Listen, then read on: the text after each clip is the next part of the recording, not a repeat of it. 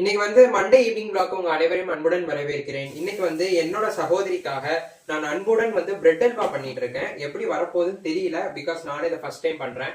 நல்லா வந்துச்சு அப்படின்னா நம்ம லக்கு, நல்லா வரல அப்படின்னா கடவுள்கிட்ட விட்டுட்டு மனசை தேர்த்திட்டு சாப்பிட வேண்டியதான்.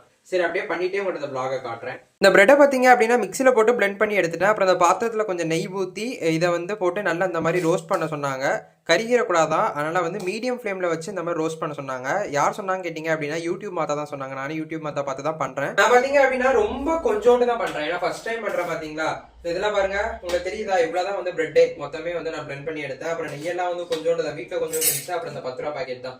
ஏன்னா நம்ம கொஞ்சம் தான் பண்றோம். ஃபர்ஸ்ட் ஏன் கேட்டீங்க அப்படின்னா வந்து ஃபர்ஸ்ட் டைம் பண்றோம், வேஸ்ட் பண்ணிடக்கூடாது. இன்னொன்னு பாத்தீங்க அப்படின்னா வந்து மணி ரொம்ப ஸ்பெண்ட் பண்ணிடக்கூடாது. நம்ம வந்து மணி ஸ்பெண்ட் பண்ணி நல்லா வந்துருச்சு அப்படின்னா அது வேற. நம்ம மணி ஸ்பெண்ட் பண்ணி நல்லா வரல அப்படின்னா அது வந்து காசும் வேஸ்ட், அந்த ப்ராடக்ட்டும் வேஸ்ட். ஸோ அதனால எல்லாமே கம்மியா தான் நான் பண்றேன்.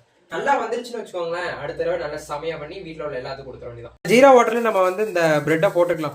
நம்ம ரோஸ்ட் பண்ண பிரெட்டை போட்டுட்டு இதை எப்படி கிண்டிட்டே இருக்க வேண்டியதானா, நல்லா வருதான் பார்ப்போம். நான் இன்னொன்று பார்த்தீங்க அப்படின்னா இதில் வந்து முந்திரி எதுவுமே போடலை, ஏன்னா எங்கள் வீட்டில் முந்திரி யாருக்கும் பிடிக்காது. அதனால் வந்து போடல, நீங்கள் வேணால் போட்டுக்கோங்க. அப்புறம் இதில் இன்னொரு ட்விஸ்ட் இருக்குது, அதை நான் அடுத்து சொல்கிறேன். ஏதோ ஒரு பிரெட் அல்வா கன்சிஸ்டன்சிக்கு வந்திருக்கு. அதேமாதிரி நம்ம சக்ஸஸ் பண்ணிட்டோம் தான் நினைக்கிறேன். சூப்பராக தான் வந்திருக்கு.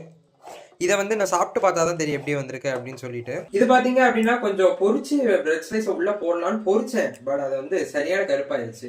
இது உள்ள போட்டு அப்புறம் வந்து டேஸ்ட் எதை சொதப்பிடக்கூடாதுனால இதில் உள்ள போடலை, பட் நீங்க வேணா போட்டுக்கலாம்.